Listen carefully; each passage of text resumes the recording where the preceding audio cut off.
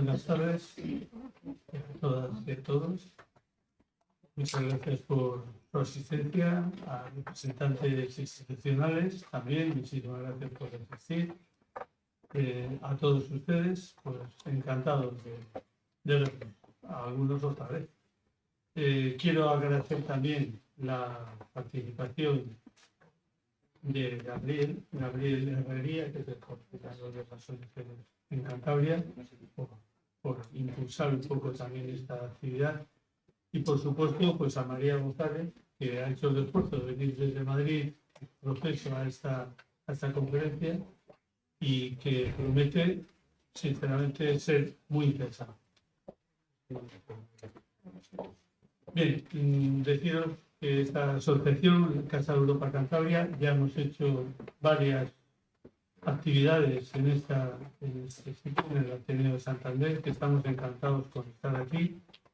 También comentar que el tema de la justicia social en sus distintas vertientes forma parte de nuestro sentir, de nuestro ADN. Siempre tratamos temas, sea de migración, cualquier aspecto relacionado con la justicia social, de alguna forma lo tratamos en sus distintas vertientes.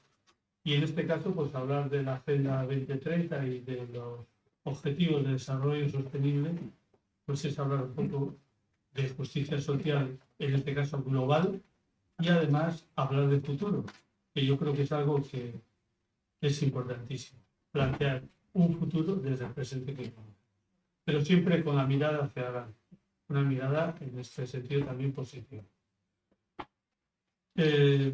Por mi parte, nada más, reiterarles nuestro agradecimiento y que seguro que va a ser interesante. Acabadas las intervenciones, pues la idea es hacer un debate al cual estáis o están todos invitados, cuando quieran. Muchas gracias. Buenas tardes a todo el mundo. Y mostrar también nuestro agradecimiento a Casa de Europa Cantabria por haber contado con nosotros para participar en este acto, que creo que va a ser muy interesante. A mí me corresponde el papel de presentar a María. María es directora de la Asociación En Raíz a Derechos y además es co-coordinadora de la plataforma Futuro en Común. En Raíz a Derechos es una entidad que trabaja para alcanzar un mundo sin hambre, sin pobreza, sostenible y en igualdad, atajando desde la raíz las causas que dificultan o impiden alcanzar ese objetivo y promoviendo que todas las personas pueden ser escuchadas y ser partícipes de la consecución y el disfrute de sus derechos. Y además lo hace desde el convencimiento de que somos la primera generación capaz de conseguirlo. Entiende en Raíz de Derechos que la garantía de esos derechos, y en concreto los derechos a la alimentación, al agua y a la salud, que son prioritarios en su línea de trabajo, requieren actuar sobre el conjunto de causas que impiden su adecuada realización, lo que lleva a su organización a asumir compromisos tanto en cooperación al desarrollo como en educación para la ciudadanía global y la incidencia política. Y entiende además en Raíz de Derechos que para alcanzar esos objetivos y el resto de los objetivos de desarrollo sostenible que se fijaron en el año 2015 como meta a alcanzar en 2030, son imprescindibles el trabajo en red y la participación activa de la sociedad civil. Bajo el paraguas de la plataforma Futuro en Común, En Raíz a Derechos desarrolla una experiencia de educación para el desarrollo orientada a promover la movilización ciudadana mediante la sensibilización social y política para dar una respuesta solidaria, justa y articulada globalmente en el marco de la Agenda 2030. Futuro en Común es una plataforma de la que María González es co-coordinadora.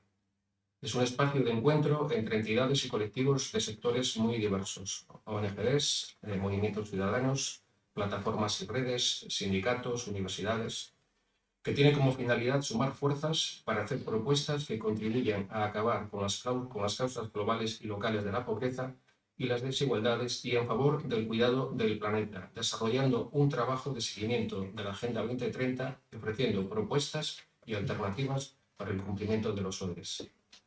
Para el futuro en común, el modelo actual de desarrollo, centrado en el crecimiento económico, es insostenible social y ambientalmente. Y por tanto no puede seguir siendo la medida del progreso.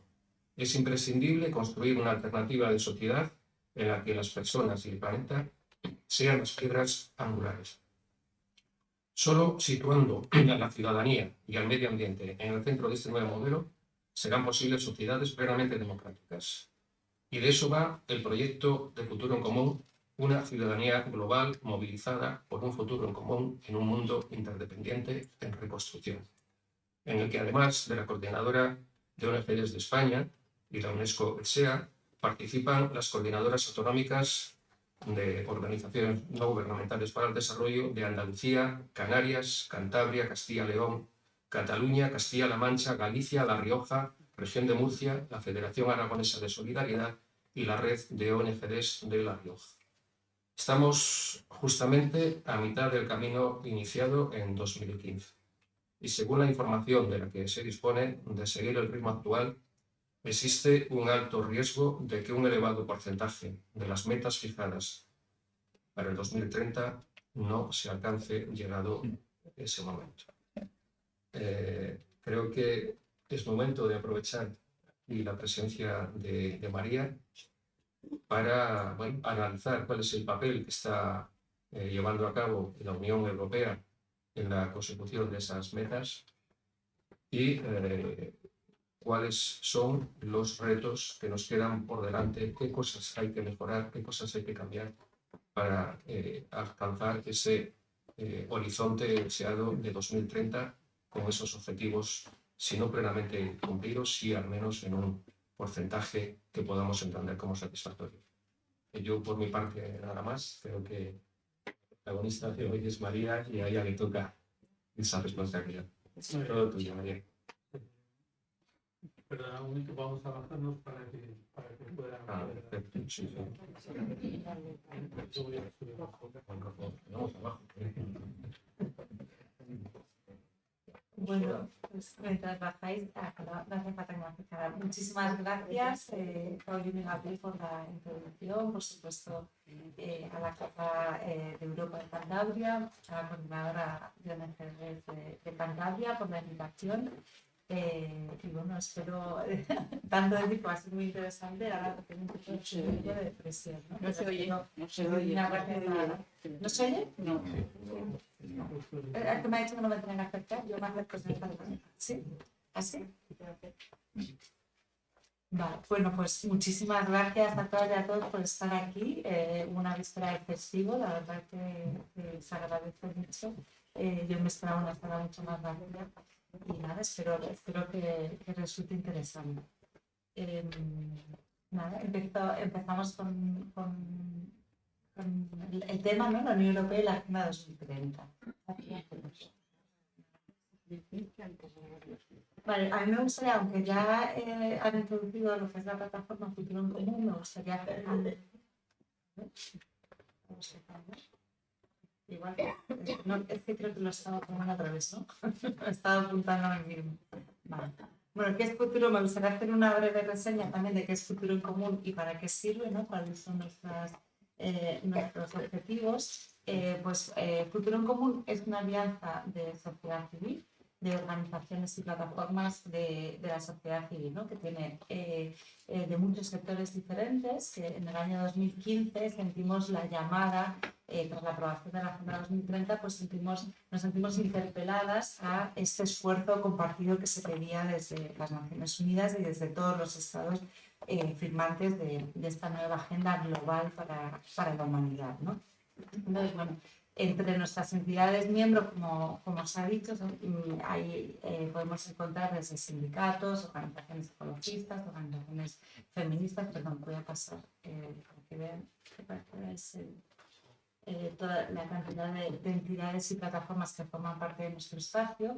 Organizaciones también que trabajan por la infancia, que trabajan por la construcción de paz, con poblaciones migrantes, de justicia global, organizaciones de personas consumidoras también, en fin, como un amplio espectro de tipología de organizaciones que ante llamado que hacía la Agenda 2030, de salir del silo, ¿no? Que es lo que se suele utilizar en la jerga de Naciones Unidas, de salir del sector, del área de expertise de cada una de las organizaciones y ponerse a trabajar juntas, trenzando visiones y trenzando propuestas de solución, puesto que los desafíos planetarios que enfrentamos son desafíos que están interconectados, ¿no? Los desafíos ambientales están conectados con los desafíos de pobreza y de desigualdad, y las respuestas tienen que ser integrales y tienen también que interconectar visiones. Entonces, ante esta interpelación, la sociedad civil por lo menos hizo los deberes, se sintió interpelada y empezó un proceso de construcción de un espacio, de una alianza en la que poder poner juntas esa visión intersectorial y cocinar propuestas de solución también integrales, ¿no? A los desafíos que enfrentamos. Vale. Entonces, bueno, luego... Entonces, precisamente, ¿cuál es nuestro aporte y cuál es qué es lo que Futuro en Común puede su valor diferencial, digamos, respecto a otras plataformas o alianzas de la sociedad civil? Pues precisamente esa intersectorialidad, ¿no? Hay muchas plataformas de carácter estatales, sectoriales, que forman parte de Futuro en Común, pero que trabajan dentro, pues, de un área de especialización muy concreta.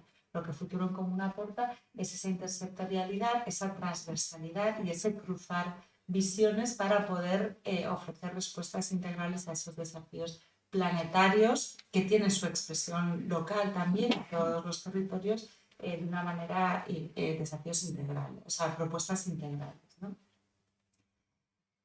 Y nos centramos, para intentar, nuestro gran desafío también es ser más que la suma de las partes, y entonces intentamos centrarnos en aquellas políticas que son palanca para la consecución del conjunto de la Agenda 2030, o sea, aquellas que pueden de alguna manera arrastrar varios de los objetivos, que ahora vamos a ver cuáles son los objetivos que integran la Agenda 2030, y arrastrar el conjunto de los objetivos para conseguir esa transformación del mundo que nos propone. Bueno, ¿cómo lo hacemos? Pues lo hacemos a través de construcción de una visión conjunta, de un análisis y un diagnóstico compartido. Lo hacemos también con estrategias de sensibilización y movilización ciudadana. Lo hacemos con incidencia política. Planteamos no solo un diagnóstico, sino también propuestas y una hoja de ruta política que entendemos necesaria para conseguir las transformaciones que propone la Agenda 2030.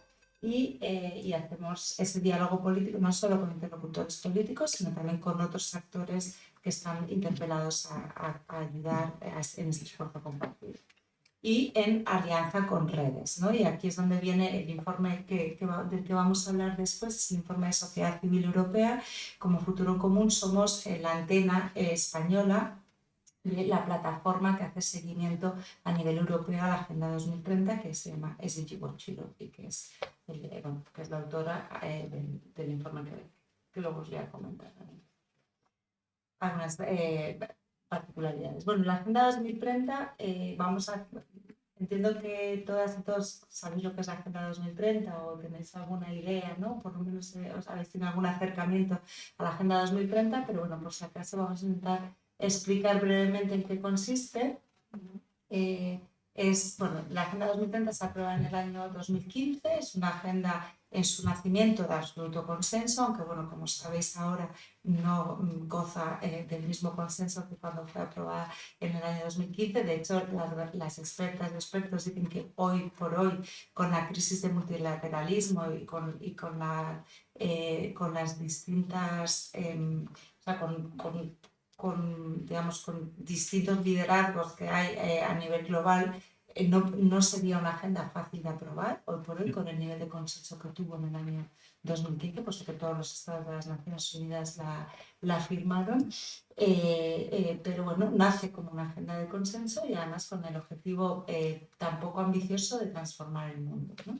Y así se llama la resolución de las Naciones Unidas que aprueba la Agenda 2030, ¿no? Transformar nuestro mundo una agenda 2030 para el desarrollo sostenible. Y está compuesta por, bueno, además dice literalmente, para liberar a la humanidad de la tiranía de la pobreza y las privaciones y a sanar y proteger nuestro planeta. En este año, en el 2015, hay una gran euforia en torno a la aprobación de la Agenda 2030. Realmente se ve como una gran voluntad política compartida por la mayor parte de los estados del mundo y bueno, pues hay una ilusión compartida porque además la Agenda 2030 cuestiona el modelo de desarrollo en su declaración política, a lo mejor no lo consigue trasladar a todos los objetivos de desarrollo sostenible y las metas, pero sí en la primera parte declaratoria de la Agenda 2030 hace un cuestionamiento severo del modelo de desarrollo y de la capacidad que tenemos de seguir adelante con este modelo sin desbordar los límites planetarios y sin que la crisis de desigualdades, de pobreza, de hambre pueda afectar seriamente y derivar también en una crisis democrática, ¿no? Con ese diagnóstico de modelo fallido se propone una nueva hoja de ruta para la humanidad. Como digo, en ese momento ilusiona mucho.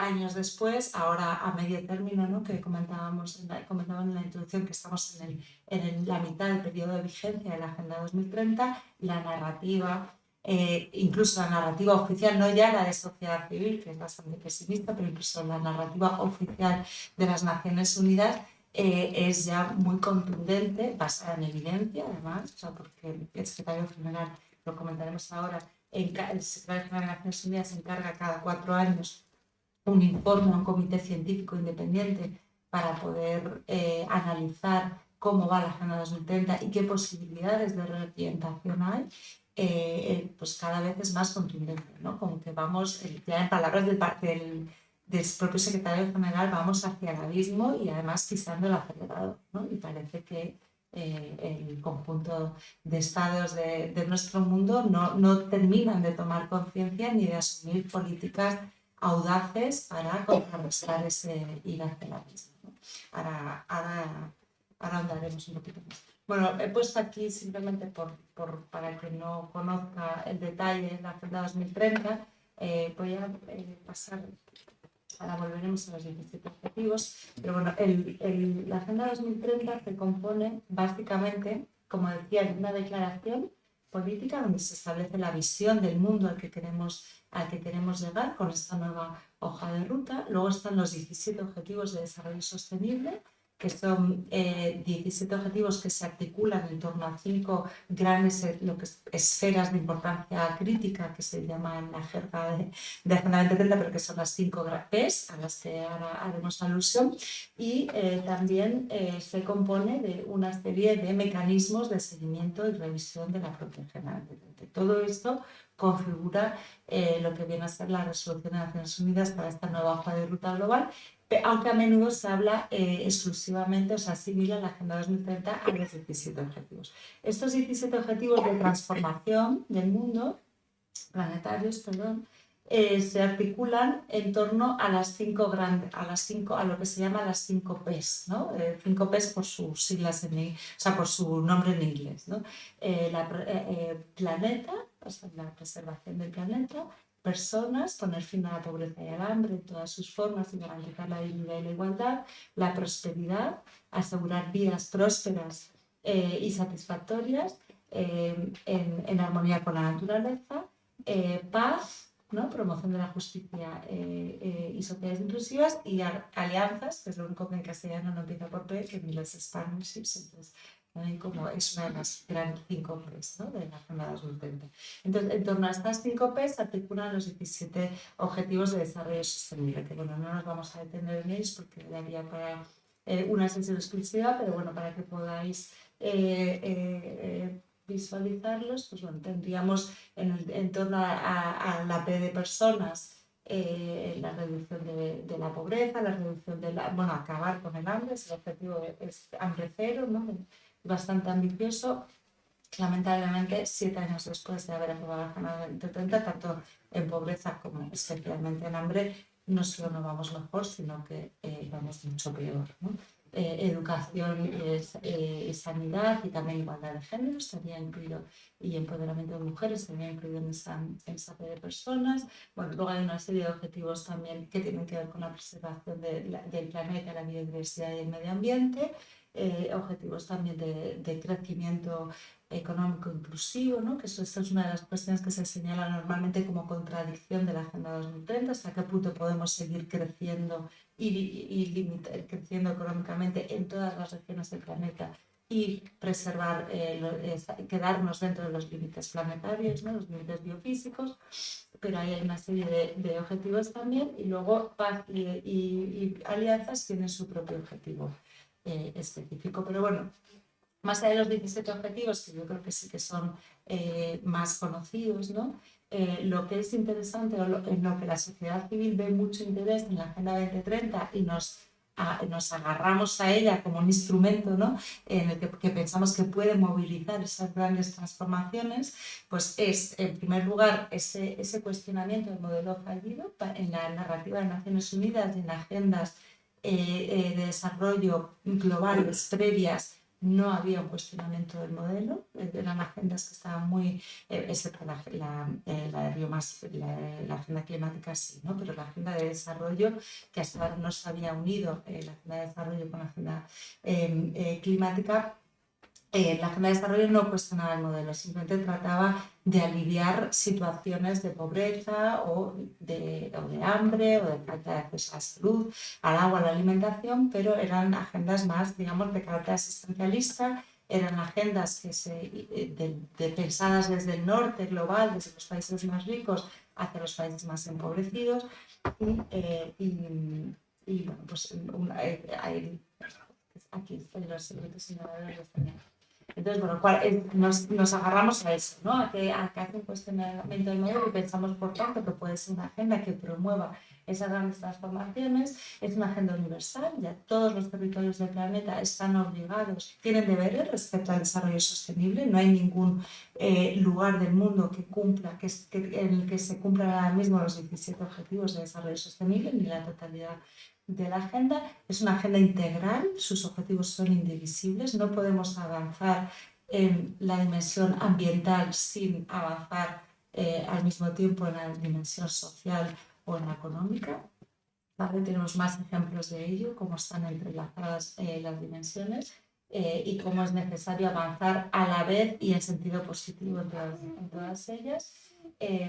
Y luego la coherencia de políticas para el desarrollo sostenible, ¿no? Que es algo que entendemos que precisamente por esta universalidad y esta integralidad de todos los objetivos de desarrollo sostenible es una agenda que exige coherencia, que exige ese avanzar de la mano en todas las dimensiones y no conseguir con unas medidas o políticas avanzar en un terreno mientras se pueda estar retrocediendo en otro, ¿no? Y hay muchos ejemplos claros de cómo algunas políticas tienen impacto positivo en un área pero no tienen negativo en otra. Entonces, ¿cómo asegurar la Agenda 2030? Debería, un adecuado seguimiento e implementación de la Agenda 2030 debería velar por esa coherencia de políticas para el desarrollo sostenible.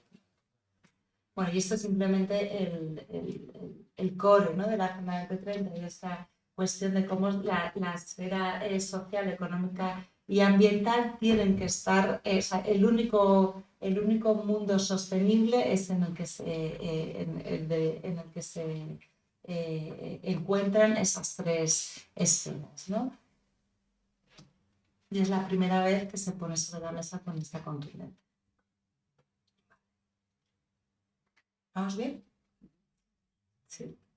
Vale. Bueno, pues precisamente en este marco de revisión y seguimiento que tiene la Agenda 2030, a pesar de la importancia que tiene, ¿no? Por ser esta, aunque pueda parecer como muy grandilocuente el título, ¿no? De transformar nuestro mundo, pero en realidad vivimos en un mundo que requiere ser transformado profundamente, ¿no? El sistema y el modelo económico fundamentalmente que pauta las relaciones del mundo debe ser transformado. Entonces, a pesar de la importancia de de avanzar en todos estos objetivos y en todas estas esferas y dimensiones del desarrollo, la Agenda 2030 no es una agenda en su conjunto vinculante como sí lo son otros instrumentos de las Naciones Unidas.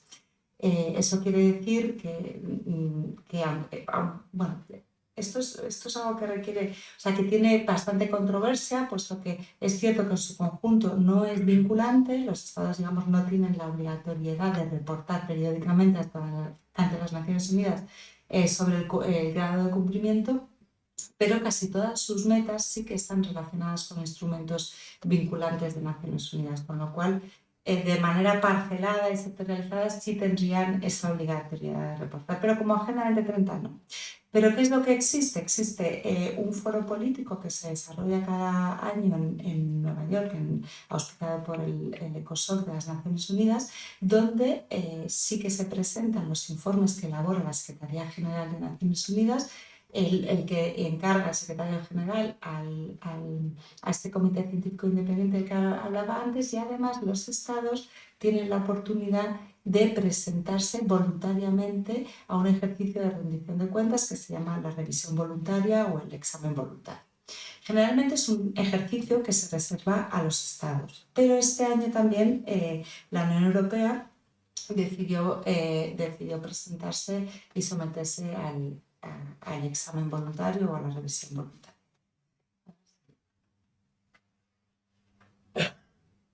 Vale, aquí entramos. Quería haber puesto, pero al final no he conseguido vincular el vídeo, pero bueno, el examen tal como, bueno, este es el documento oficial del examen europeo, lleva Europa, la Unión Europea ante las Naciones Unidas como ejercicio de rendición de cuentas.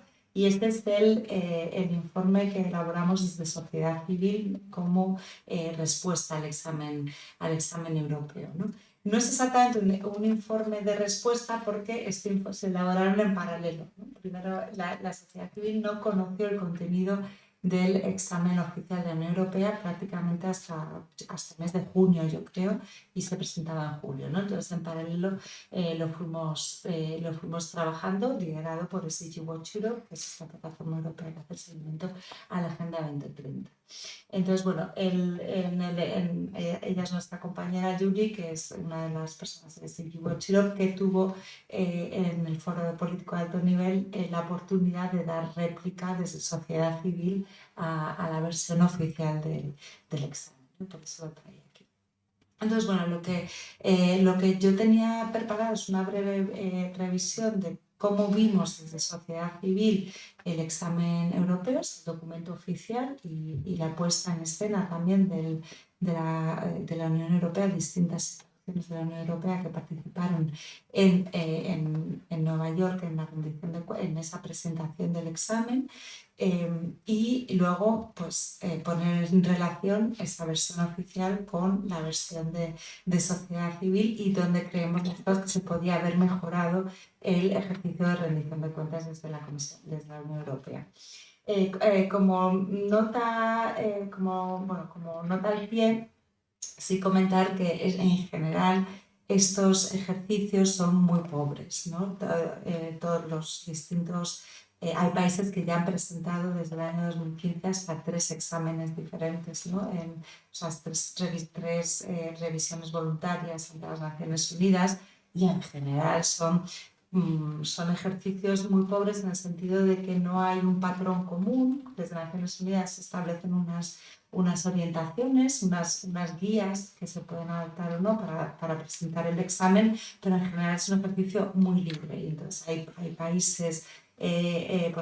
hubo un año que, por ejemplo, había 40 de los 47 países que se presentaban a examen, en 40 de ellos había habido una reducción significativa de las libertades cívicas, y había habido lo que llamamos la reducción del espacio cívico-democrático, y sin embargo van ante las Naciones Unidas, presentan su examen, y la réplica tiene un carácter muy diplomático. O sea, el resto de países es muy raro que entren al detalle de esto que me has contado, ¿no? o esto que das en tu reporte oficial no se ajusta del todo a la verdad o esconde algunas cuestiones clave, ¿no? Y luego no todos los países, esto también es importante y hay que subrayar que España sí que lo hace y la Unión Europea lo hizo, no todos los países dan esa oportunidad a que la sociedad civil dé una réplica, ¿no? Con lo cual por supuesto es un ejercicio de transparencia y de buen gobierno hacerlo así y desde la Unión Europea se hizo, ¿no? Por eso.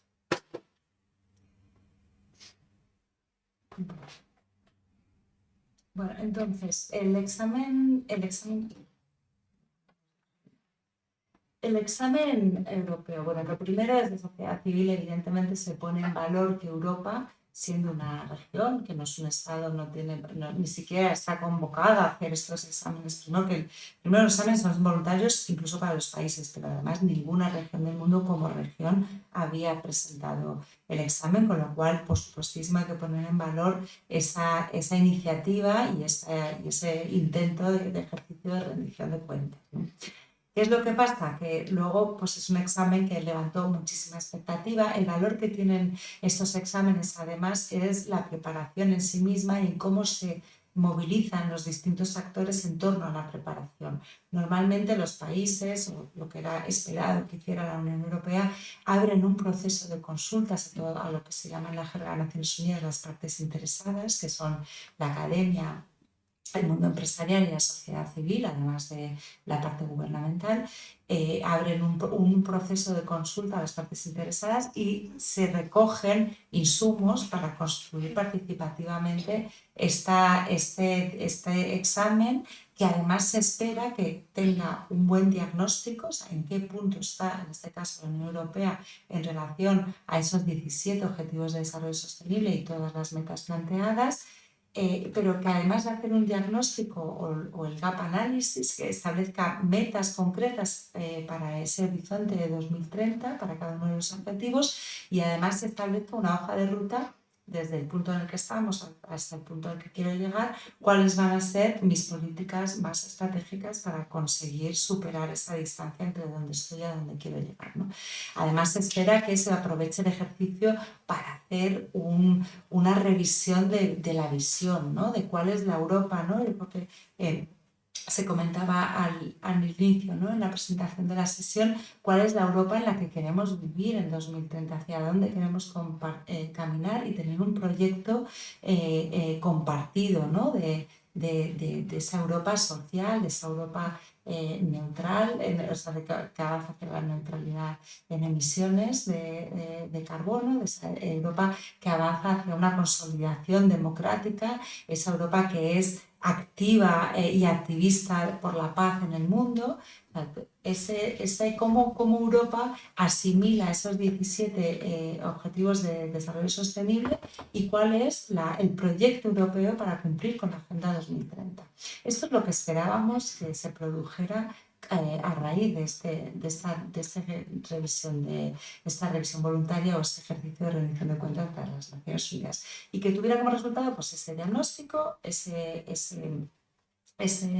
esas metas concretas, una estrategia europea en torno a la Agenda 2030 que no existe, y que tuviera también se aprovechara para que hubiera nuevos compromisos, ¿no? Nuevos compromisos y además ambiciosos, ¿no? Porque en Europa también en los últimos años, pues por la pandemia que ha afectado a todas las regiones del planeta, por la guerra de Ucrania, que como sabéis ha tenido una repercusión mucho más allá de los dos países que la protagonizan y que ha tenido un impacto en la cadena de suministros a nivel mundial y especialmente en el hambre. Entonces, bueno, en Europa, igual que en otras regiones del planeta, precisamente por la pandemia, por la guerra en Ucrania y por otros condicionantes externos, hay áreas del desarrollo sostenible en las que hemos retrocedido desde el año 2015, ¿no? O sea, sí tenemos grandes desafíos en torno a pobreza, en torno a desigualdad de género. O sea, algunos de los datos, bueno, termino con lo que esperábamos del y luego si queréis podemos entrar No he traído no he querido avasallaros con una gran batería de datos, porque yo creo que todos los que estamos aquí nos hacemos una idea de todos los desafíos que Europa tiene todavía en materia de cohesión social, en materia de desigualdades, de pobreza, en desafíos migratorios y en todos los objetivos. Perdón. Pero hay algunos muy contundentes. Bueno, entonces, como decía, esperábamos que el examen voluntario entre las Naciones Unidas movilizara todo eso, pero cuando tuvimos acceso al documento, finalmente pues vimos que no, que Europa no ha sido distinto a muchos de los países que prestan este examen ante Naciones Unidas, puesto que al final el documento se ciñe a un recopilatorio de medidas que se han puesto en marcha, de políticas que ya estaban en marcha antes de la aprobación de la Agenda 2030, con lo cual la Agenda 2030 no ha sido un revulsivo ni para repensar la visión de Europa, ni ese proyecto común europeo, no ha sido un revulsivo para poner en marcha políticas más ambiciosas y más contundentes, ¿no? Para esas transformaciones que necesitamos, y el examen no ha servido con el argumento también de que iba a haber elecciones en 2024 y que iba a entrar nuevo equipo en la comisión y bueno, pues que no podían, no ha habido una adopción de compromisos, de grandes compromisos nuevos.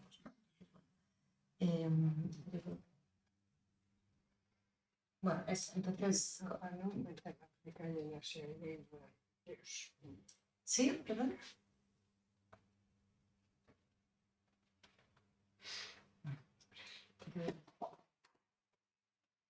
Vale, entonces bueno, yo creo que esa es la visión negativa, ¿no?, que tenemos a pesar de poner en valor el ejercicio. Bueno, estos son algunos de los gráficos que sacamos, ¿no?, del informe mismo, pero que es simplemente, bueno, además está en inglés, porque el examen no está traducido a ninguna otra lengua. Entonces, bueno, simplemente el ejercicio que hace la Comisión Europea o la Unión Europea, bueno, la Comisión es quien lidera la elaboración del documento de examen, hace un ejercicio para encajar las 6 prioridades europeas en encajar con los objetivos de desarrollo sostenible, ¿no? Como el Pacto Europeo, el Pacto Verde Europeo es la principal estrategia, dicen en el examen, para contribuir a la Agenda 2030, y hacen esa relación del Pacto Verde Europeo con la cantidad de objetivos de desarrollo sostenible que podrían estar vinculados o que podrían estar movilizándose a raíz de este pacto, ¿no? Pero bueno, que son prioridades de la Unión Europea que ya existían, bueno, no es que existieran ya antes de la aprobación de la Agenda 2030, pero que no están directamente, o sea, como que el examen hace un esfuerzo de encajar las prioridades de la Comisión Europea en los objetivos de desarrollo sostenible, pero sin replantearse si estas son las prioridades que tienen que ser y las que responden a esas grandes transformaciones, ¿no? Bueno, y esto simplemente no es para que lo leáis, ni muchísimo menos, porque es muchísimo texto, pero simplemente para que pudierais tener referenciadas estos son los compromisos que hace el examen europeo, hace Europa, perdón, con motivo del examen europeo de cara al futuro. O sea que no hay grandes políticos, no hay grandes, compromisos políticos de transformación, ¿no? Son como bastante vagos en generales y bueno, como deseos de cambio, ¿no? Como decía, en nuestros diálogos tanto con el Gobierno de España, que está dentro del grupo de países que han estado liderando la elaboración del examen, incluso con algunos de los funcionarios de la Comisión Europea que han estado también trabajando en la elaboración de este examen. En nuestro diálogo con ellos, pues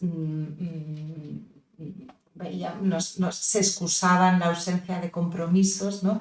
La excusaban en eso, en que va a haber elecciones y que por tanto, como no se sabe quién va a estar al frente de las instituciones europeas, pues que esperaban a que fuera los nuevos equipos los que retomaran desde este ejercicio de rendición de cuentas y fueran los que impulsaran nuevas políticas. Pero bueno, ahora vamos a ver lo que desde sociedad civil pretendíamos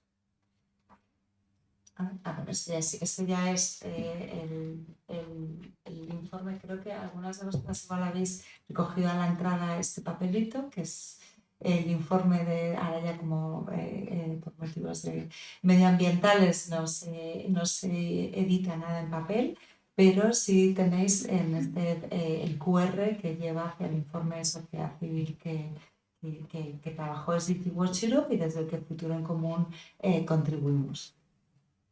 ¿Vale? Para si lo queréis consultar a detalle. Yo me voy a centrar en las recomendaciones finales, pero bueno, luego como va a haber espacio para el coloquio, pues ya podemos, si queréis entrar al detalle de alguna más de las recomendaciones.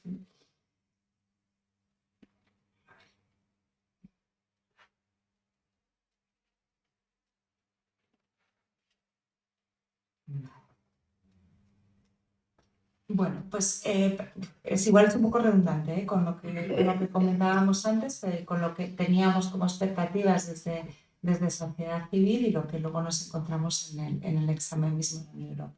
Pero ¿cuáles son las recomendaciones que se hacen desde SDG Watch Europe, que es la red europea que formamos parte? Bueno, en primer lugar, una estrategia general de los ODS o de SDGs, ¿no? Como se dice ODS en inglés.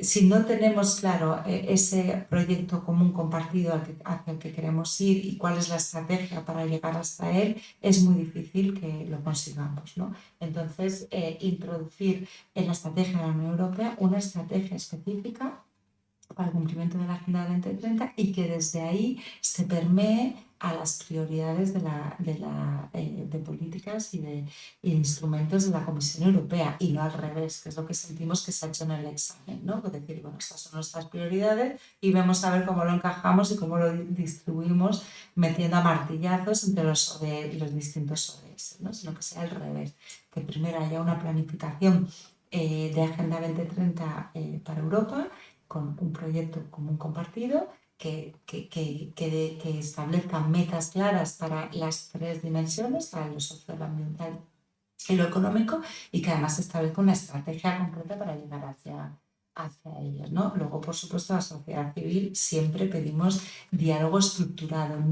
Había una plataforma de partes interesadas en la Unión Europea para el diálogo sobre la Agenda 2030 que dejó de funcionar y no ha habido una gobernanza que sustituya esa plataforma. Entonces, la sociedad civil quiere participar de manera regular e institucionalizada en un diálogo sobre ese proyecto común compartido y cómo llegar hasta él, ¿no? Entonces, como siempre, en la sociedad civil pedimos espacios de participación institucionalizados. Y luego una responsabilidad y una rendición de cuentas de la Unión Europea, bueno, como a esas estructuras de gobernanza específicas de los objetivos de desarrollo sostenible y medición de progreso paulatina. Eso es otra demanda concreta que tenemos de acuerdo a unos indicadores y a unas metas establecidas. Bueno, la economía del bienestar. Bueno, esto es uno de nuestros mantras, lo decimos en Futuro en Común y por supuesto es SDG Watch Europe. El crecimiento no puede seguir siendo el único indicador de prosperidad económica. Hay regiones del planeta que, a nuestro entender, no tienen que seguir creciendo per se, sino que igual es una cuestión más de redistribución de riqueza, ¿no? Por supuesto que hay regiones del planeta que sí que necesitan crecer, o sea, que no es una postura maximalista contra el crecimiento, o sea, pero sí entender que el crecimiento no puede ser el único indicador de éxito económico, ¿no? Sino que tiene que haber pues esa gobernanza y rendición de cuentas hacia la economía del bienestar. Mirando, me va a dar, pero si miro para allá o miro para lo primero. Bueno, se pide, bueno, eso, eso es recurrente en todas las recomendaciones, ¿no? La gobernanza, la participación y la transparencia en cada una de las áreas de trabajo de la Comisión Europea. nosotros pedimos también, o sea, esta economía del bienestar implica que va a haber sectores económicos que va a haber que por lo menos dejar de incentivar desde las instituciones europeas y de los Estados miembros, avanzar hacia una transición ecológica de la economía. No necesariamente es un win-win, o sea, como se suele decir, ¿no? Sino que va a haber algunos sectores económicos que tienen que ir dando paso a otros sectores más verdes y más sostenibles, y bueno, para los que tienen que ir desapareciendo paulatinamente, pues hay que plantear también estrategias alternativas justas, ¿no? Sobre todo para la población que trabaja en ellos y que se puedan ver afectados, ¿no? por ese dejar de incentivar esos sectores económicos, y en específico también pedimos de sociedad civil a empresas concretas, ¿no? que se beneficien de desgravaciones fiscales o de incentivos económicos desde las instituciones europeas o los Estados miembros, que si no demuestran que están alineadas con los objetivos de sostenibilidad, pues que no puedan seguir beneficiándose de esos incentivos, ¿no? Luego, bueno, pedimos también que haya instituciones que velen por los derechos de las generaciones futuras, ¿no? Eso es algo que, bueno, que es una recomendación también no solo desde las Naciones Unidas, también desde otros organismos multilaterales como la OCDE, ¿no? O sea, que hay que preservar los derechos de las generaciones futuras que hoy por hoy no los pueden exigir todavía. Y esos indicadores de bienestar que complementen los indicadores de crecimiento económico, ¿no? ¿Cuáles son esos indicadores de bienestar social y en qué medida la economía, el modelo económico está contribuyendo a ellos? Y que se establezcan con claridad, ¿no?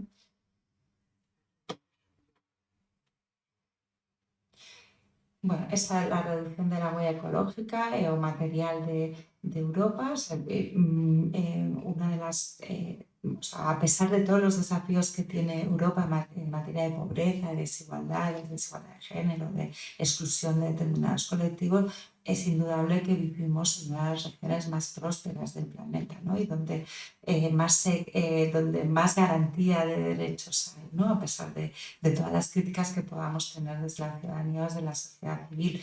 Entonces, pero también es verdad que hay que reconocer que muchos países europeos, que además son los que encabezan los del norte de Europa especialmente, que son los que encabezan estos rankings de bienestar, ¿no? Y de prosperidad, muchas veces estamos construyendo islas de prosperidad a costa de un impacto negativo en otros lugares del planeta, ¿no? Muchas veces democracias muy consolidadas y estados de bienestar consolidados han sido profundamente también extractivistas, ¿no? Y han tenido una huella, y tenemos una huella y una deuda histórica también con otros territorios del planeta, ¿no? Entonces, bueno, Europa tiene que transitar hacia esa economía neutra en emisiones de carbono, tiene que ir siendo más ambiciosa, ahora mismo tiene un objetivo de reducir al 55% respecto a los niveles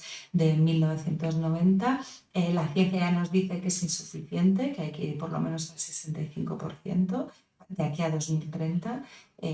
Y bueno, que tiene que tener mucha más ambición, pero además tener en cuenta e incorporar a nuestras métricas de desarrollo también los famosos spillovers o los impactos negativos que puede haber en otros territorios, ¿no?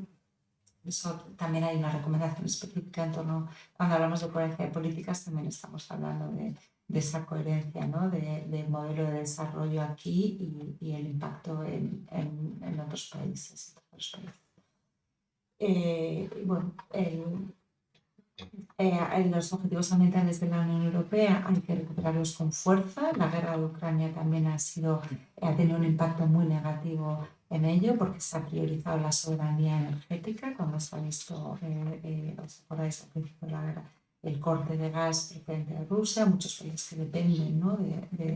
del gas ruso, Entonces se ha priorizado volver a esa soberanía, o sea, recuperar soberanía energética o tener soberanía energética, y esos objetivos de neutralidad climática se han ido desdibujando, ¿no? Entonces esperamos que que se puedan recuperar con fuerza. Es que se ha vuelto a reabrir el debate sobre las nucleares. Las nucleares se han incorporado a la taxonomía europea como energía limpia, ¿no? Esto es una de las cosas que vemos como un gran retroceso y como una pérdida en los últimos años, y que desde luego no está alineado con estos objetivos de la Agenda 2030 ni con esa visión de Europa que por lo menos desde sociedad civil añoramos, ¿no? Entonces, bueno, hay como mucho que hacer todavía en huella material, en huella ambiental.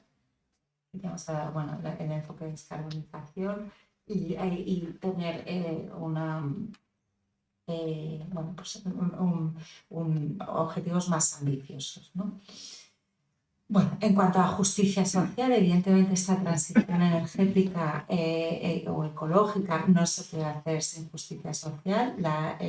Las transiciones no las pueden pagar los vivos de siempre, y eso sí que estamos viendo que en muchos lugares, ¿no? Y en España hay un debate también, sabéis, muy vivo en los territorios rurales, ¿no? Donde se está imponiendo cada vez más en el paisaje los aerogeneradores y los campos de las instalaciones fotovoltaicas y demás, y cómo se están muchos actores del territorio también resistiendo, ¿no? a lo que perciben como una nueva colonización del campo. Entonces, bueno, ahí hay que hacer procesos muy planificados de transición energética con justicia social.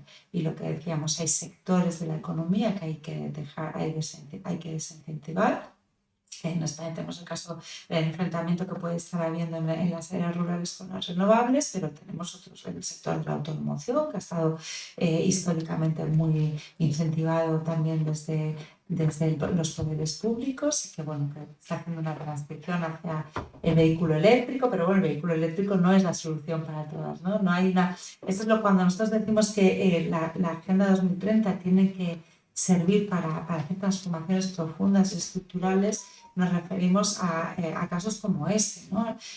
Venga, hay que dejar la movilidad basada en combustión fósil, y entonces vamos todos al vehículo eléctrico. Bueno, no, el vehículo eléctrico no es la solución para todas, para empezar porque no hay litio en el mundo para que sustituyamos el parque móvil que hay ahora por un parque puramente eléctrico, y además porque creemos que hay que transformar los modelos Oye, si me estoy extendiendo mucho, me decís, ¿eh? Sí, me estoy extendiendo mucho, ¿no?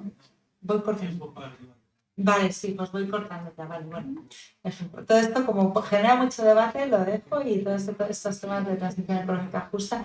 Bueno, y luego una de las cuestiones también en las que ponemos mucho la lupa y el foco es en la justicia fiscal, ¿no? Hay regiones y países en los que no se trata de seguir creciendo, sino de redistribuir riqueza y redistribuir ingresos. Para ello pensamos que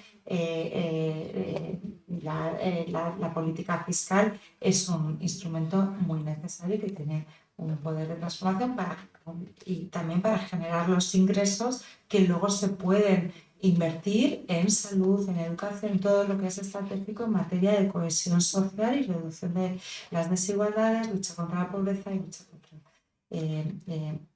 otras formas de discriminación. Entonces, la política fiscal la consideramos, es verdad que no están delegadas, o sea, como que los estados siguen teniendo buena parte de las competencias en materia fiscal, con lo cual no es sencillo, pero bueno, sí pensamos que desde la Unión Europea se puede pautar una política fiscal más progresiva y redistributiva, ¿no? Y que permita financiar estas transiciones que necesitamos, elevando la recaudación. Perdón,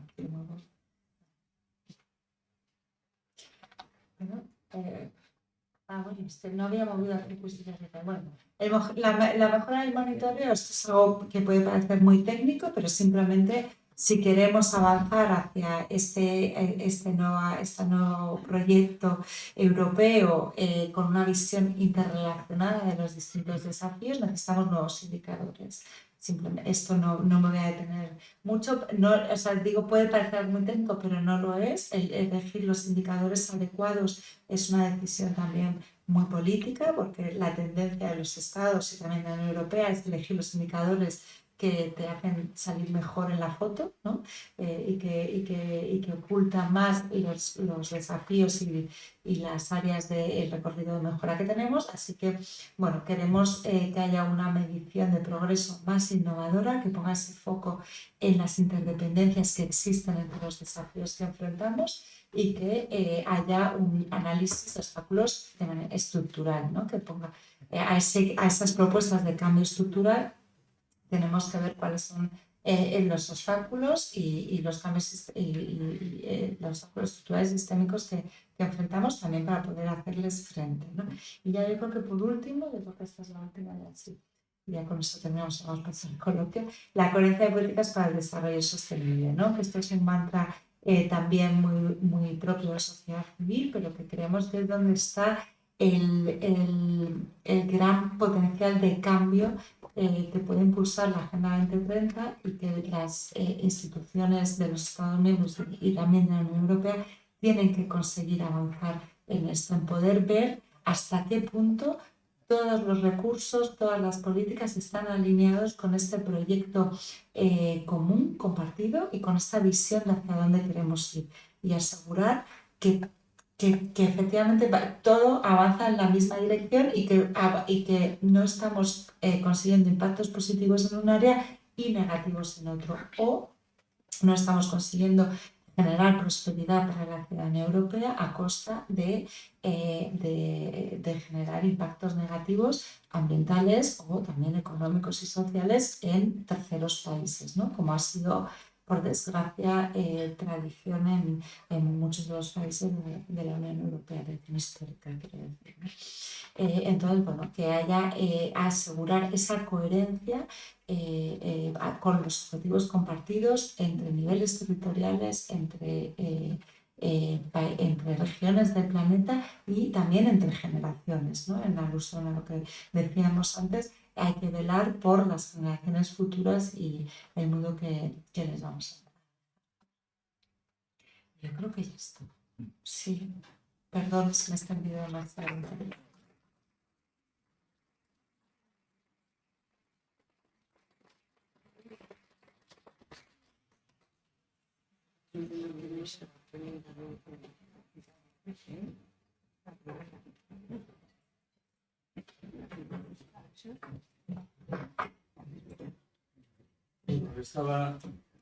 Le estaba dando alguna indirecta para abrir el debate, porque realmente yo no sé vosotros, pero el cúmulo, la cantidad de información, empieza uno a abrir el paraguas, empieza uno a intentar relacionar y en fin, no voy a contar mi historia. Pero sí me gustaría, antes de hacerle alguna otra pregunta, si alguien está interesado, abrir. Yo creo que es lo más interesante ahora. ¿Alguien abre el fuego? Muy bien. Tenemos un micrófono para oírle perfectamente. Buenas tardes y muchas gracias por la charla. Quería hacer dos consultas. Por un lado, cuando se implementó la Agenda 2030, se consideró el tema económico, las fluctuaciones que ha podido haber desde entonces para acá, y por otro lado, las situaciones bélicas que han sucedido después, ¿de qué manera se contemplan dentro de lo que es la agenda? Gracias.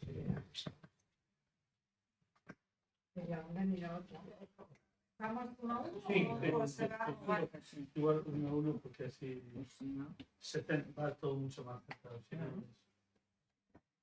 Vale, bueno, pues es que, a ver, la Agenda 2030 tiene tiene esta declaración más política que sí que establece como el modelo económico como fallido y como que hay que transitar hacia otro tipo de modelo económico, pero una de las contradicciones que se le achacan, como decía antes, es que sigue apostando por el crecimiento, con sus apellidos inclusivos, sostenible y demás, ¿no? Sin poner sin evidenciar que ese crecimiento económico sostenido es incompatible con los límites biofísicos del planeta, ¿no? En todas las regiones del mundo. Entonces, esta pregunta no sé si se ha entendido muy bien, que si se han contemplado las crisis económicas que han venido después, era difícil de predecir, igual que los conflictos, ¿no? Cuando se aprueba la Agenda 2030, hay muchos conflictos latentes en el mundo y la Agenda es una apuesta por la paz, por agotar las vías diplomáticas en la resolución de conflictos, por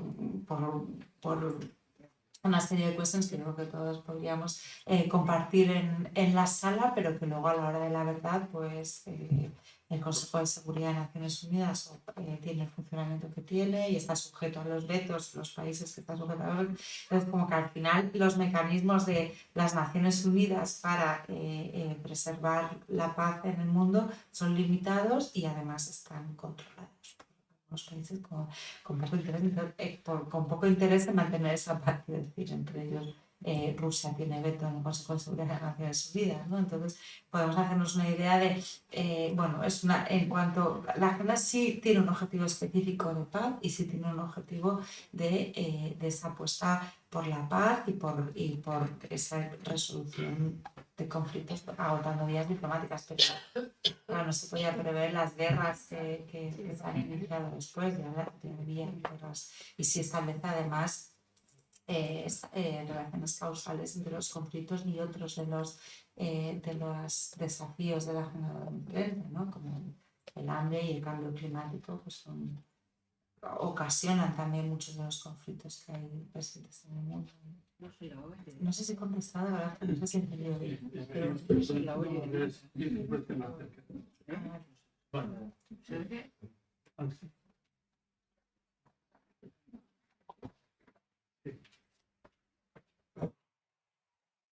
Buenas tardes. Bueno, yo lo primero, felicitarte por lo que he oído de la conferencia, que me pareció interesante, pero me han quedado algunas dudas que pueden ser en parte metodológicas, en parte más de fondo, ¿no? La primera pregunta es que la sostenibilidad, desde mi punto de vista, es un objetivo que requiere un compromiso, porque normalmente las variables sociales, las económicas y las ambientales tiran en líneas diferentes. Por lo tanto, la solución no puede ser maximizar una de ellas. Y esas ideas de maximizar, o sea, el máximo de cada una de ellas no va a ser la sostenibilidad, sino que va a ser un compromiso entre diferentes objetivos de entrada. O sea, es algo multiobjetivo. Y en ese sentido, entonces, claro, también me ha sorprendido un poco la idea de que hay pocos instrumentos de medida de saneamiento, que va 247. Y lo siguiente, claro, que entran en contradicción. Sí, algunos de ellos entran en contradicción porque hay contradicciones. Es decir, que una cosa es la decisión voluntaria política y otra cosa son las limitaciones de los sistemas físicos, etcétera, ¿no? O sea, que son cosas diferentes. Entonces, que uno puede plantear pues qué referencia quisiéramos de sostenibilidad en Europa. Queremos la referencia de China, queremos la referencia de Estados Unidos, porque me ha parecido una visión muy negativa de la visión de sostenibilidad de Europa.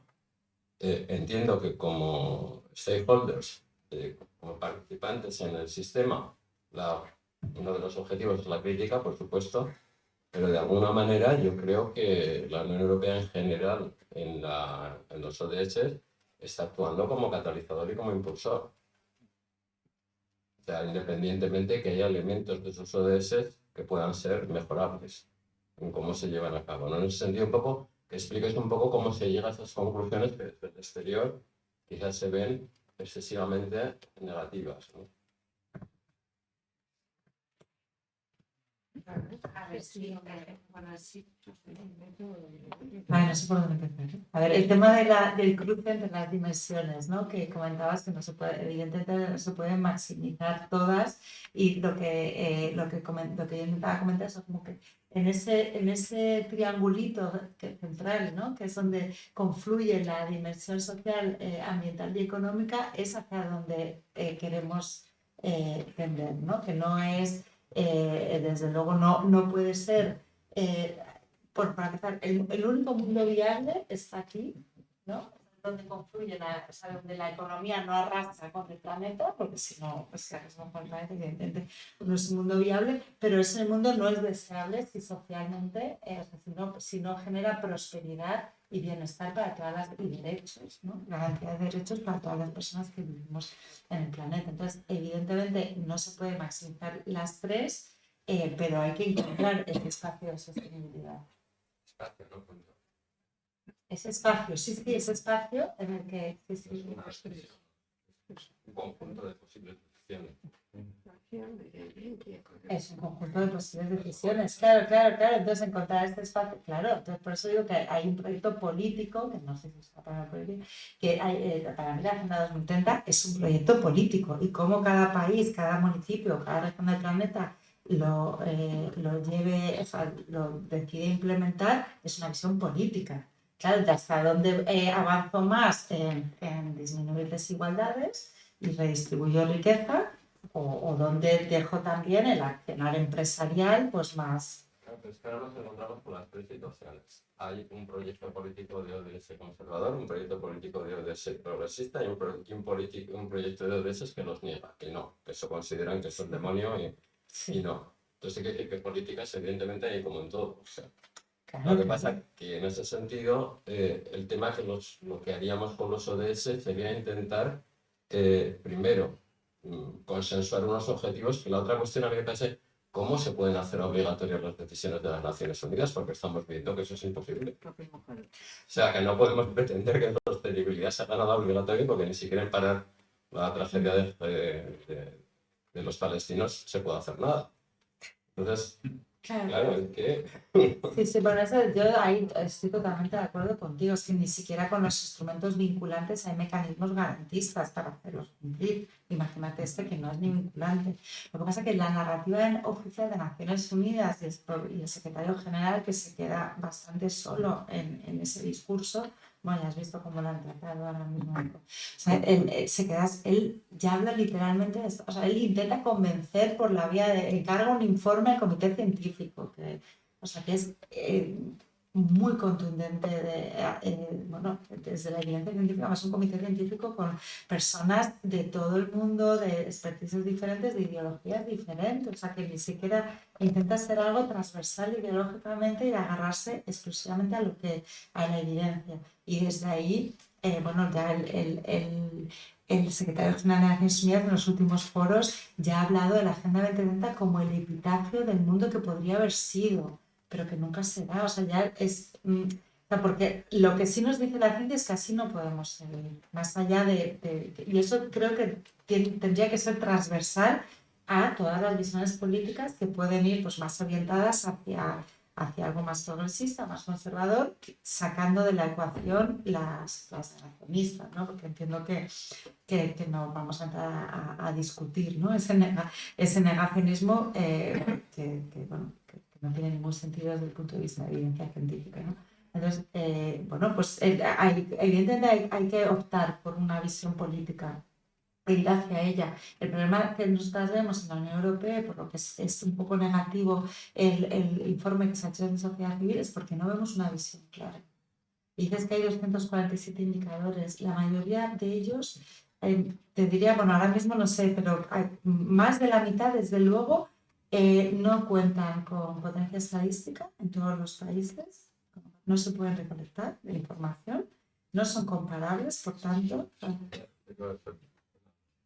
No, hay que decir, y luego son indicadores que muchas veces ya existían antes de la Agenda 2030. O sea, lo que nosotros pedimos a un marco innovador de seguimiento es que haya índices, por no extenderme mucho, pero que haya índices sintéticos que relacionen, bueno, estamos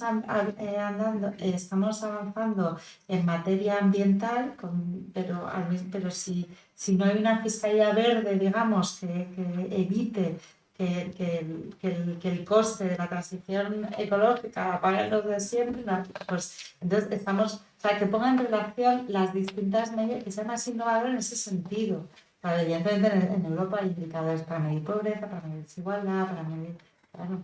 Y vamos vivimos en una de las regiones más prósperas del planeta, pero vivimos en Europa, hay un 20% de niños y niñas que viven en hogares de precariedad económica y en riesgo de pobreza y exclusión. Yo creo que una de las regiones más prósperas del planeta, en concreto es un indicador que no se puede permitir. Al igual que otros muchos, de desigualdad de género, la brecha salarial, que podríamos dar varios Por eso somos exigentes, porque creemos que Europa tiene las condiciones para generar mayor prosperidad hacia el conjunto de su ciudadanía y para ser más ambicioso en la lucha contra el cambio climático y para saldar deuda histórica con otras regiones del planeta. Vamos a ver. Sí, buenas tardes. Muy brevemente, yo también creo que es una buena conferencia, te doy la enhorabuena, sinceramente. Y desde luego, a mí me parece que este no es un debate, este es el debate. Este es el debate. Yo creo que de lo que tendría que estar hablando la gente en este momento es de esto. Esto es fundamental. Y un poco me pisaba Ángel, el anterior interviniente, lo que yo te quería plantear. Hombre, a nadie se le escapa que todo el tema de desarrollo, Agenda 2030, quien la va a tener que articular es fundamental la institucionalidad política. Y en este momento, pues, es evidente que bien la guerra, bien una situación emergente de desesperanza en mucha ciudadanía en Europa, ha puesto patas arriba muchas cosas. Ha puesto patas arriba muchas cosas. Y que habrá unas elecciones europeas. Desde luego, la preocupación general que hay es el futuro de la Agenda 2030 va a ser lo mismo con la posible irrupción, o sea, un poco lo que decía antes Ángel y Ávil. A ver, las ODS tienen diferentes vertientes y hay una que es hasta negacionista en lo más absoluto. Con ese tipo de fines políticas, ¿tiene futuro la Agenda 2030 tal cual está conferida? ¿Cómo lo estáis viendo desde el Futuro en Común en España y me imagino que en el conjunto de la Unión Europea, en el nivel de relaciones que podéis tener y en el debate general de lo que se supone la Agenda 2030?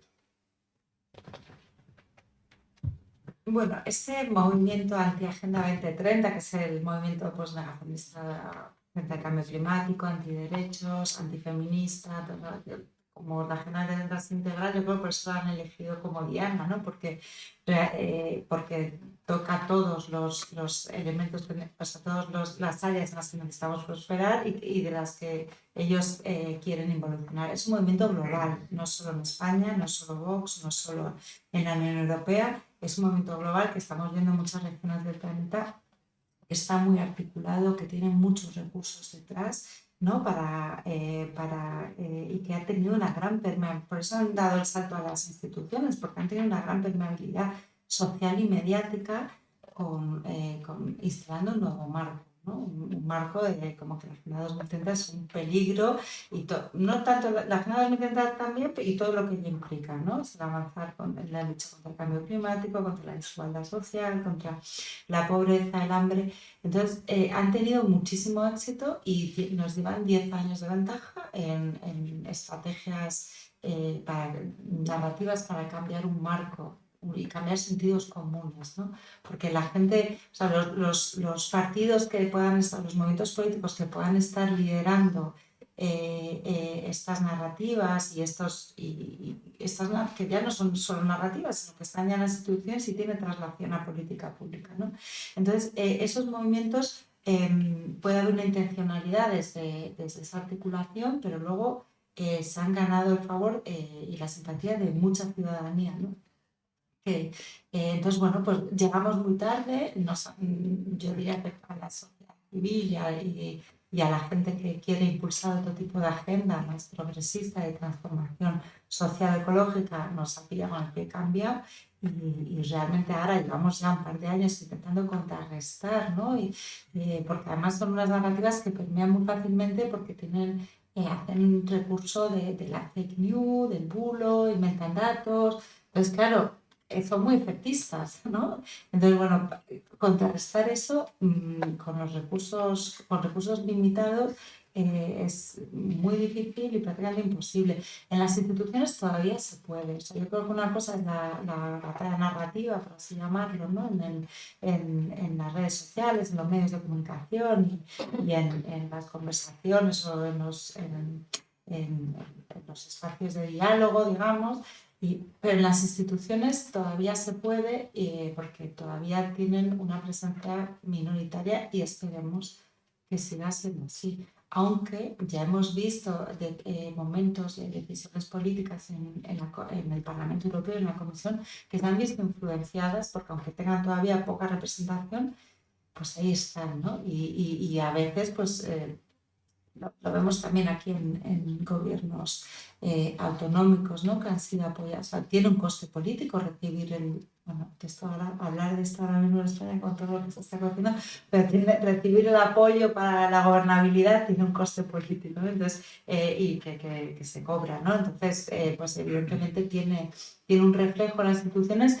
Esperemos que no dominante, esperemos que no consigan, porque en Europa, incluso, o sea, desde las visiones más conservadoras, generalmente pues, ha sido la Agenda 2030 que al inicio de la intervención ha sido una agenda de consenso. En España la firmó Mariano Rajoy, no es una agenda que venga de la izquierda, ni que sea exclusiva de la izquierda, ni muchísimo menos.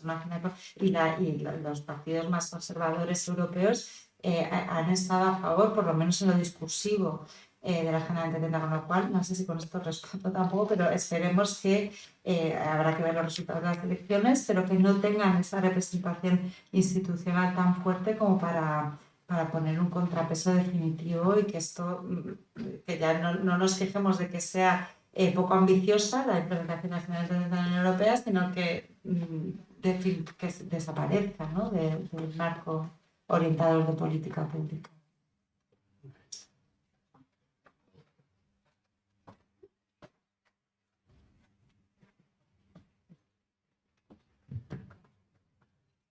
Buenas noches.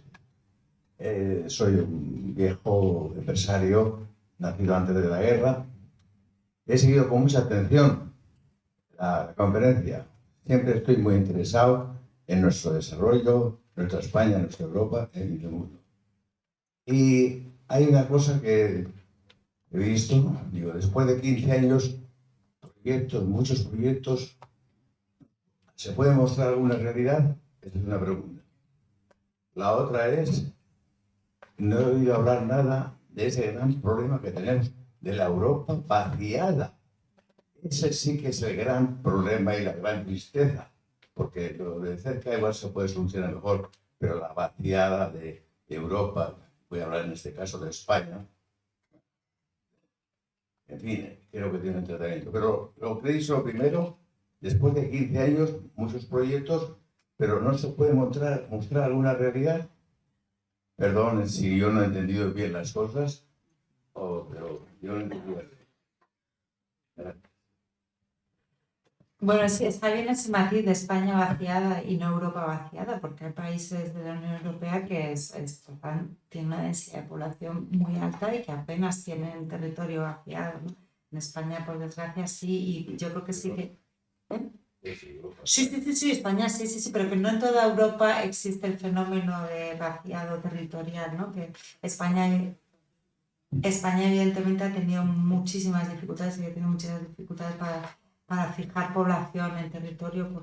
Bueno, comentaba lo de las renovables, que es uno de los conflictos que existe ahora mismo, yo creo, con esa España vaciada, pero evidentemente, desde luego, futuro común en la implementación en España de la Agenda 2030, uno de nuestros ejes de propuesta es precisamente generar condiciones, o sea, medios de vida, o sea, asegurar que existen medios de vida para esa España vaciada, medios de vida y derechos, ¿no? Garantía de derechos, porque llevar salud, educación a todos los rincones del territorio es algo muy costoso y que requiere, también vinculamos la propuesta que tenemos para política fiscal o reforma fiscal en profundidad, no parches, ¿no?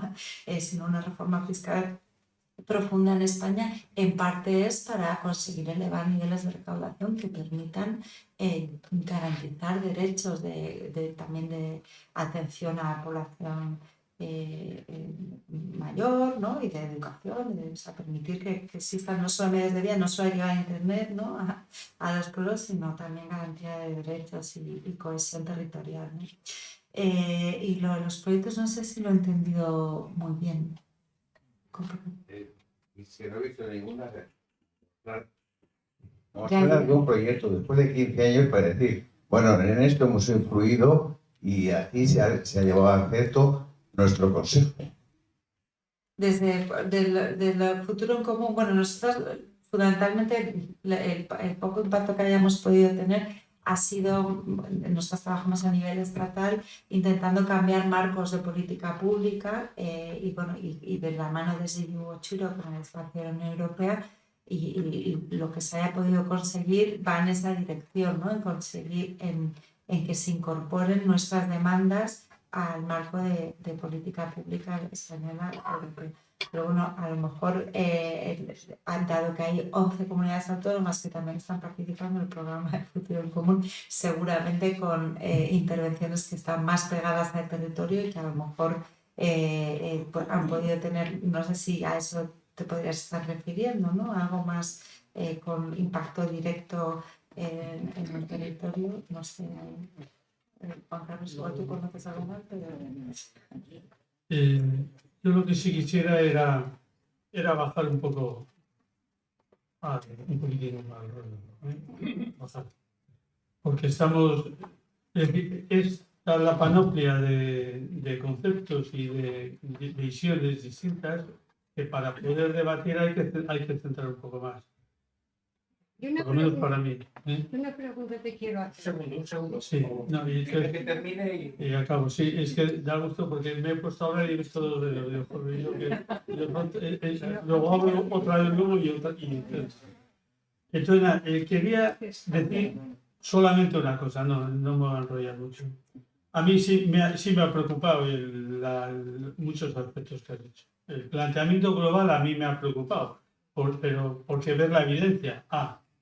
No es vinculante, eso, los que estamos aquí, por lo que veo más o menos ya hemos rodado un poco la vida y sabemos cómo está el mundo y una cosa cuando no es vinculante, hasta dónde se puede llegar.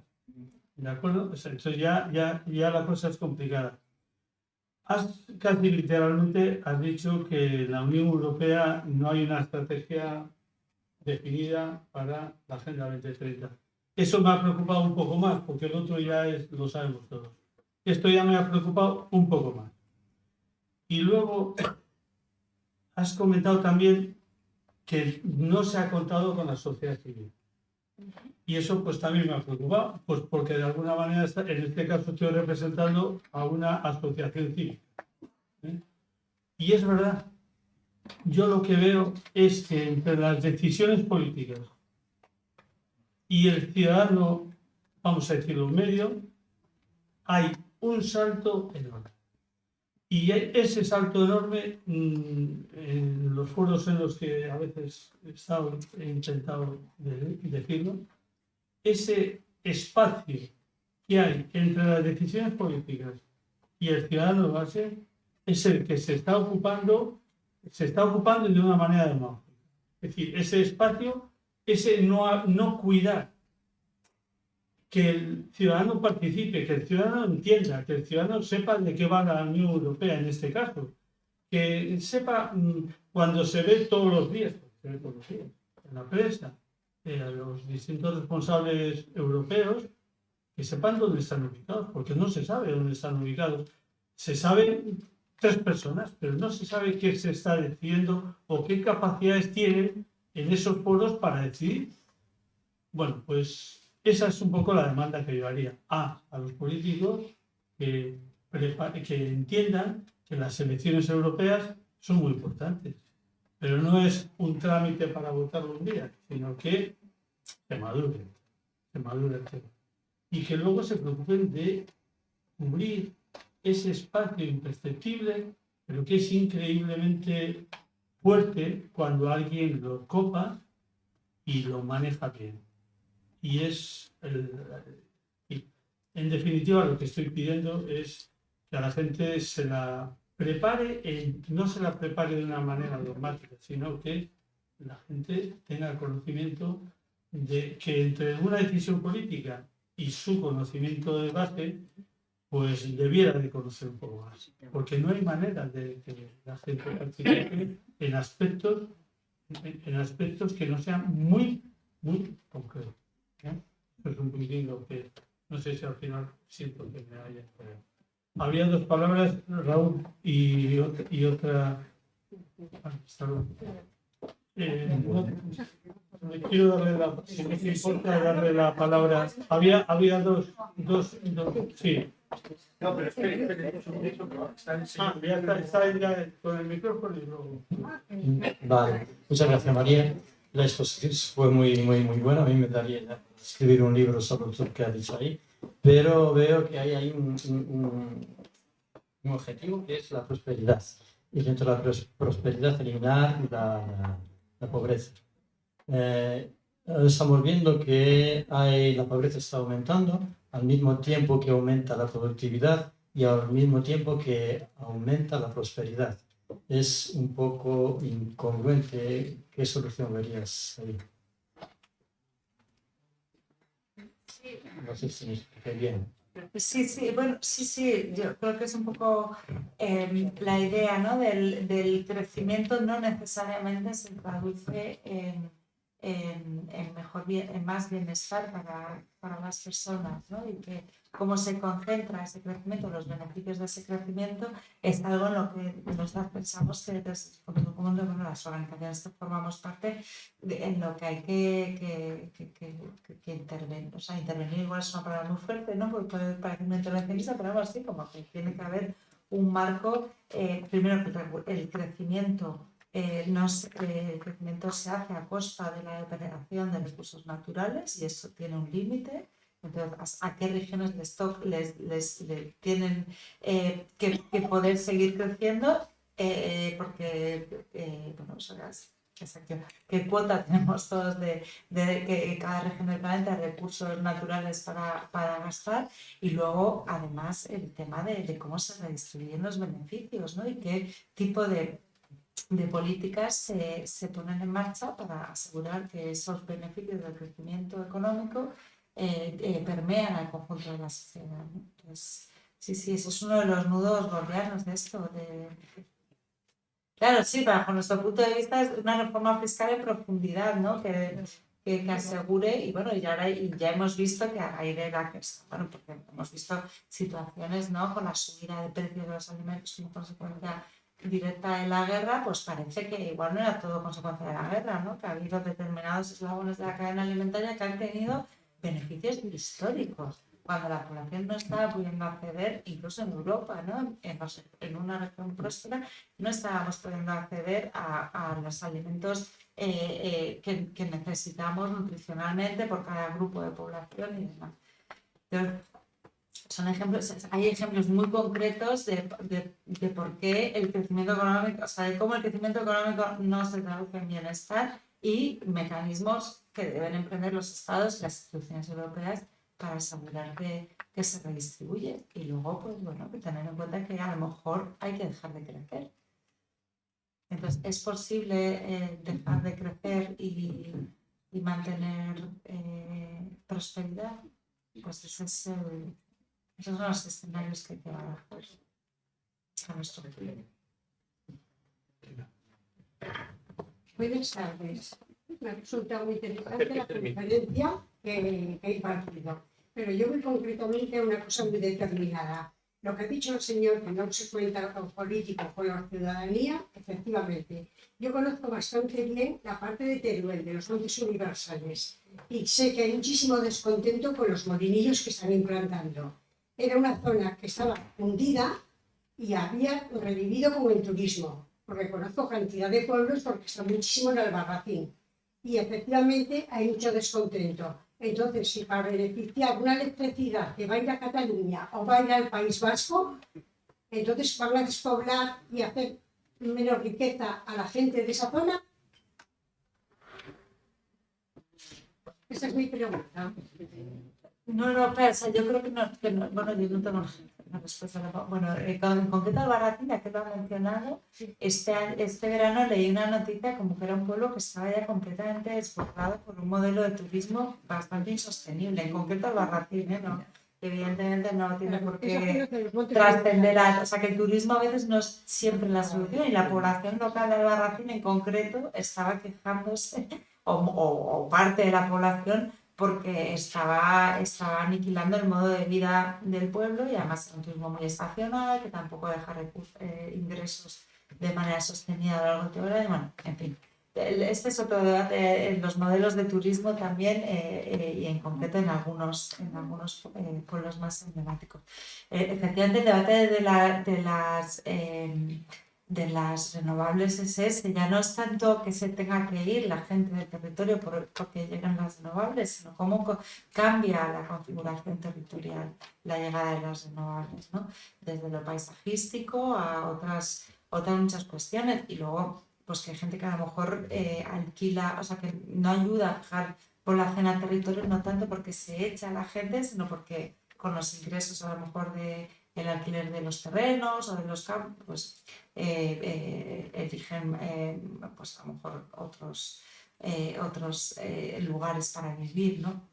Es un debate muy complicado y desde luego en lo que nosotras insistimos mucho es desde el Futuro en Común, las organizaciones que formamos parte y en nuestro diálogo con los interlocutores políticos a los que tenemos acceso, es que es un proceso que tiene que ser planificado, o sea, no puede ser planificado y además de forma participativa con los actores del territorio y que ellos elijan, porque efectivamente ya se está hablando de nuevas formas de colonización del campo y de esa utilización del campo para producir alimentos para las grandes ciudades, para producir energía para las grandes ciudades, o sea, como proveedores de las grandes ciudades, ¿no? Como si no tuvieran una identidad propia y unos medios de vida propios y tradicionales o nuevos que quieran desarrollar, pero siempre con su participación en los procesos de planificación territorial.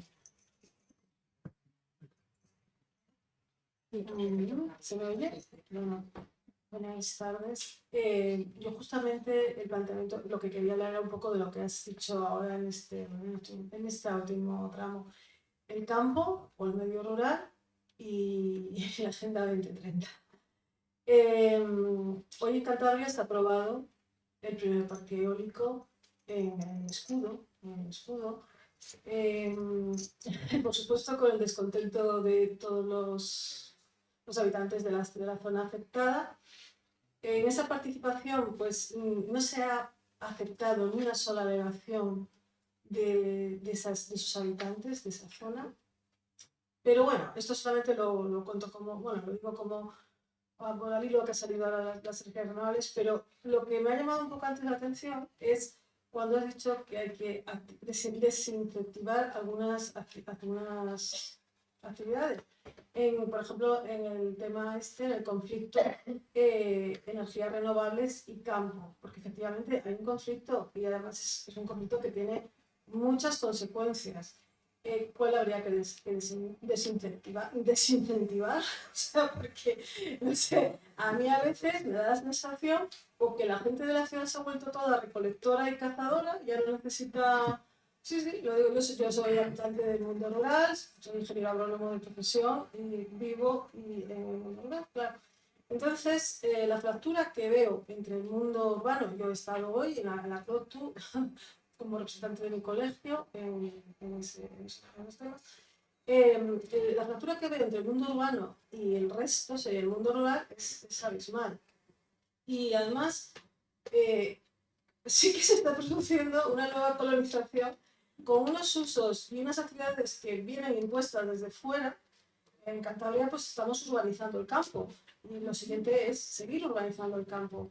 Hay problemas para si alguien quiere implantar una granja. Yo llevo 3 años buscando una finca para unos señores que quieren poner una granjita de ocas en el suelo rústico y que cada vez que llegamos a un crowd empiezan a salir firmas y los alcaldes ya tiemblan porque no quieren, es que han firmado 68, es que han firmado sin saber ni siquiera qué es. No estoy hablando de una macrogranja, para que todo el mundo, estamos hablando de una granja familiar, si lo transformo en vacas, equivalente a 6 vacas.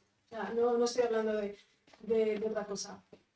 Estamos viendo cómo se están denegando desde la CROTU naves para los ganaderos, porque desde el mundo rural, desde el mundo urbano se considera que son feas o que alteran el paisaje o cualquier cosa así, sin pensar que si no hay ganaderos no hay paisaje. O sea, que no crean que es que lo que se ve cuando van a comer cocido a Caborniga se mantiene solo. O sea, entonces, un poco poco cómo se está planteando esto, cómo decía la Agenda 2030 y qué modelos hay que incentivar o cuáles se supone que hay que desincentivar. Porque ahora, bueno, ha sido el primer parque eólico, está en exposición pública uno fotovoltaico, pero, por ejemplo, yo me quedé sorprendida en Andalucía, o sea, cuando he visto que en Andalucía cortaban árboles, cortaban almendros, cortaban olivos, o sea, talaban árboles para poner placas fotovoltaicas. O sea, energía verde, realmente eso es algo, energía limpia, que en todo ese trasfondo del greenwashing, de toda esta historia, ¿dónde queda el campo? ¿Dónde queda la España vaciada que no deja de ser el mundo rural? Que no hace falta irse a Castilla. Aquí nos salimos un poco de la franja costera y el resto no nada. Se quiere organizar el campo con la excusa de fijar población. No, en Tudanca nadie quiere hacerse una casa, todo el mundo se la quiere hacer en Ollambre. O sea, es esto, toda esta historia que desde mi punto de vista tiene unas consecuencias graves para los que vivimos en el campo. O sea, los que vivimos en el campo no nos gusta, pero que tampoco creo que desde el mundo urbano son conscientes de qué significa esa toma de decisiones y cómo les va a afectar a sus vidas. Y bueno, pues en este sentido, que ya no es playa, porque estoy un poco preocupada con estas cosas, ¿qué actividades en la Agenda 30, la Agenda 2030 habría que incentivar o desincentivar en el mundo rural?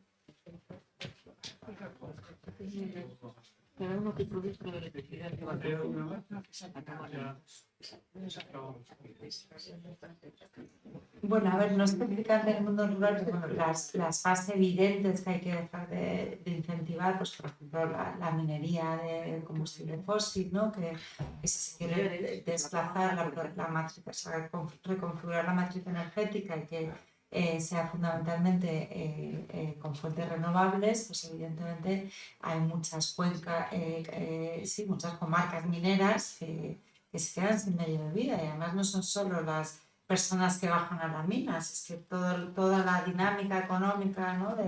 de las comarcas pues están articuladas en ese sector económico. Entonces, eso es ya en España las minas de carbón ya han dejado, bueno, están ya progresivamente desincentivando eso, pero quiero decir que eso hay que proponer una alternativa y una transición justa a eso, que no todo es el turismo también, ¿no? Porque el turismo también genera problemas, entonces yo no tengo la respuesta a qué hay que, pero entiendo que los medios de vida de los territorios son los que hay que potenciar, y desde luego todos esos planes de transición tienen que ir con la participación del territorio.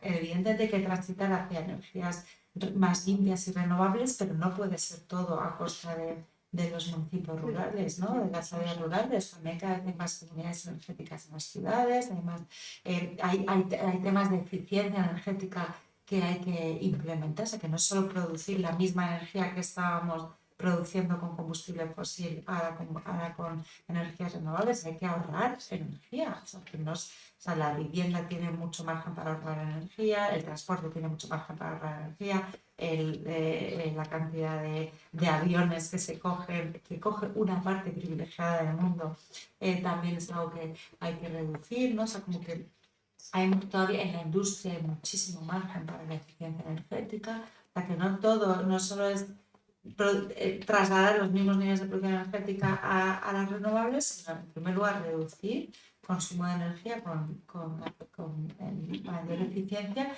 y luego pensar de dónde va a salir esa energía de fuentes renovables, porque además hay otro tipo de, pues la energía que procede de saltos o sea, de energía hidráulica, pues también tiene mucho impacto en los territorios y en la diversidad, ¿no? de los lugares.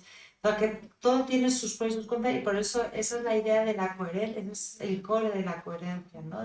No se puede ir hacia modelos energéticos más limpios a costa del bienestar de las poblaciones. Y el tema, por ejemplo, de la mala prensa, la mala imagen que ahora mismo la ganadería, así, sin entrar en ciencia intensiva o qué tipo es, la Agenda 2030 de alguna manera también tiene su influencia. Ha penalizado mucho, o sea, parece que las vacas son las causantes de todos los problemas ganaderos del mundo. Bueno, a ver, yo en esto como además mi organización trabaja específicamente en temas alimentarios, o sea, hay una recomendación global y yo creo que en eso hay mucho consenso en que hay que reducir el consumo de carne en alimentos, de carne roja especialmente por temas de salud y de sostenibilidad ambiental. Eso no quiere decir ni que la Agenda 2030 no propone que la carne roja desaparezca de las dietas, sino que se está incorporando a niveles, o sea, a ritmo muy rápido en algunas regiones del planeta que están creciendo mucho y que sus clases medias están queriendo consumir carne al mismo nivel que consume Europa de carne y no se puede. Y lo que sí, yo creo que la Agenda 2030 sí propone transitar hacia modelos de producción de alimentos más extensivos que intensivos. Y, por ejemplo, la ganadería intensiva por temas de bienestar animal y por temas de sostenibilidad y muchas veces sí que tienen que ir de contaminación. En España el 40% de los acuíferos está contaminado por purines y por pesticidas. Bueno, sobre todo abonos. Claro, y abonos y fertilizantes. Entonces, bueno, ese modelo de producción de alimentos y para que todo el mundo coma carne cada día eso es imposible seguir así. Entonces, yo creo que la Agenda 2030 no se puede decir que sea una agenda contra la ganadería, ni mucho menos, sino que propone, por supuesto, la reducción del consumo de carne no es una meta específica de la Agenda 2030, ni muchísimo menos, pero la Organización Mundial de la Salud es que hay mucho consenso global sobre la necesidad de transitar hacia dietas más saludables y sostenibles, y entre ellos la carne roja evidentemente está señalada, pero eso no quiere decir que se vaya en contra de la ganadería, sino especialmente de un modelo concreto de producción de alimentos, incluyendo la ganadería intensiva. Pues muchísimas gracias, María, por tu conferencia y por lo interesante que ha sido. Y simplemente para despedir, mejor dicho, y cerrar la conferencia, decir que la complejidad del tema se ha visto reflejada en las distintas interesantes intervenciones, porque las intervenciones han sido absolutamente distintas. No sé si os habéis tenido esa percepción, han sido absolutamente distintas, todas interesantes. ¿Por qué? Pues porque el tema realmente es muy complejo y que la Agenda 2030, entre otras cosas, es planetaria, es global. O sea que realmente estamos ante un tema complejo. Muchísimas gracias.